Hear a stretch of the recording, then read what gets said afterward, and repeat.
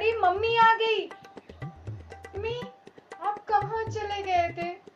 भाभी आप कहाँ चली गई थी भाभी?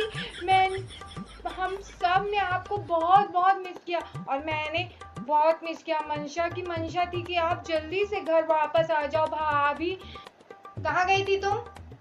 बस बस बस क्या हो गया सबको? इतना क्यों? क्या हो गया? अरे ओ छिपकली की शकल की, बगैर बताए कहाँ चली गई थी? सॉरी सरिता, जुबान को लगाम दो। अरे बेटा कहाँ चली गई थी तुम? हम लोग बहुत परेशान हो गए थे। बगैर बताए तुम ऐसे कैसे जा सकती हो कहीं पर भी? तुमको बताना चाहिए ना। अरे बहू बेटा कहाँ चली गई थी तुम? बगैर बताए हम लोगों को बता के जाना चाहिए ना। ऐसी भी क्या नाराजगी? कांता की बात है तो बुला लो उसको, मगर दोबारा ऐसे जानने हो नहीं। हाँ ये ठीक है, हाँ ये ठीक है।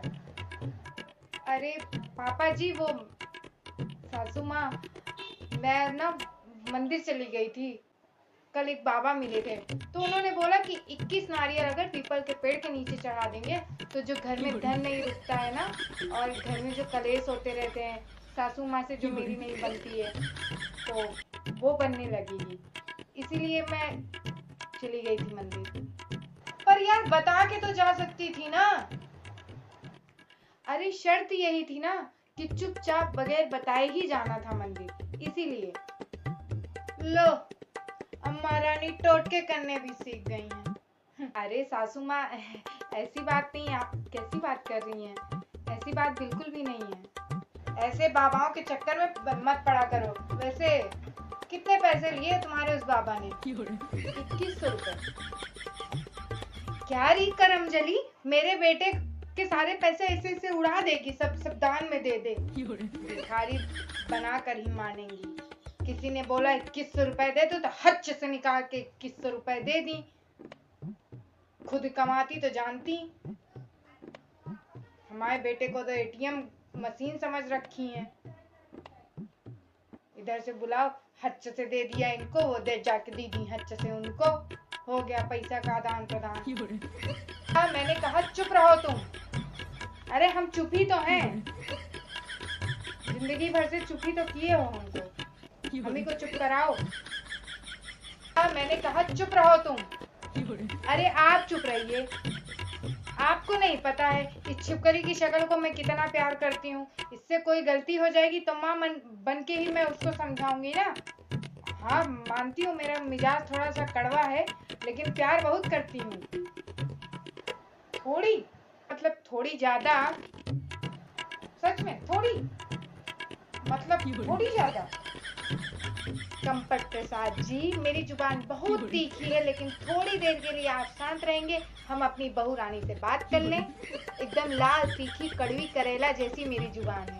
बस आपने तो हमको विलन बनाने का ठान ही लिया है। हाँ बोलो ना। सुनिए बहू बेटा जी, ऐसे बगैर बताए आप घर से न जाया करिए, क्योंकि आपके ससुर जी ने हमको और हमारे बेटे को पूरा ऐसा लग रहा है जैसे इस घर का सबसे बड़ा विलेन है हम लोग। तुमको पता नहीं कौन सा शासक दे दिए हैं। नहीं सुधरेगी, इन्होंने कुछ भी सुनाने में कसर नहीं छोड़ी तुम्हारी वजह से। पहली बार 35 साल में पहली बार मेरा हाथ पकड़ा है इन्होंने, तुम्हारी वजह से। ऐसे बाबाओं के चक्कर में नहीं पड़ना चाहिए। वो 2-4 लाइन बोलते हैं तुम्हारे घर में अशांति है, तुम्हारे पति से तुम्हारी बनती नहीं है, तुम्हारे घर में पैसा आता है रुकता नहीं है, बस यही 2-4 सेंटेंस है जो वो रट लिए हैं, और वो सबके घर में है। सेम कंडीशन है, सबके घर में वही कलेश चलते हैं। सास से नहीं पड़ती, तुम्हारी जिठानी से नहीं पड़ती, तुम्हारी जिठानी तुमको देखकर जलती है, ये सारी बातें सबके घर में है। इसीलिए वो रटा रटाया है और तुम जैसी भोली भाली महिलाएं फंस जाती हैं, है ना बेटा? तो ऐसे बाबाओं के चक्कर में पड़ने का नहीं है, और जो बाबा पैसा ले वो उसके चक्कर में तो बिल्कुल नहीं पड़ने का, समझी? तो ये जो भी गया भी 2100-2200 जो तुमने खर्चा करके आई हो, ठीक है कोई बात नहीं, लेकिन आगे के लिए बेटा ध्यान रखो, कभी भी किसी बाबा के चक्कर में नहीं पड़ना, ठीक है? हाँ कह रहे हो पापा जी? अब नहीं करूँगी, बिल्कुल भी नहीं। सोचती हो कि ये अंतर्यामी है, कुछ अंतर्यामी नहीं है, उनको अपना भाग्य नहीं पता। अगर उनको अपना भाग्य पता होता तो वो रोड पे ऐसे पैसे क्यों मांगते? खुद सोचो, क्यों 51,000 की पूजा कराइए, 21,000 की पूजा कराइए? अरे आप इतने अंतर्यामी हो, खुद का कर लो, खुद अमीर हो जाओ, नहीं ना? तो वो वैसे ही है, वो सबको बोलते हैं, ठीक है? ऐसे बाबाओं के चक्कर में पड़ने का नहीं होता। दिल से मानो, मन से मानो तो भगवान है, और बाकी किसी के बताने से कोई भविष्य किसी का बदलता नहीं है, ठीक है? ऊपर वाले ने पहले से ही सब कुछ निर्धारित कर रखा है। हाँ, ठीक है, आप लोग बैठिए, मैं कुछ बना के लेके आती हूँ। आप लोग भूखे होंगे ना, सुबह सुबह नाश्ता भी नहीं किया होगा किसी ने। मैं आती हूँ, जाओ कुछ बना दो। इतना खिला दी हो कि अब तो पेट में जगह ही नहीं है।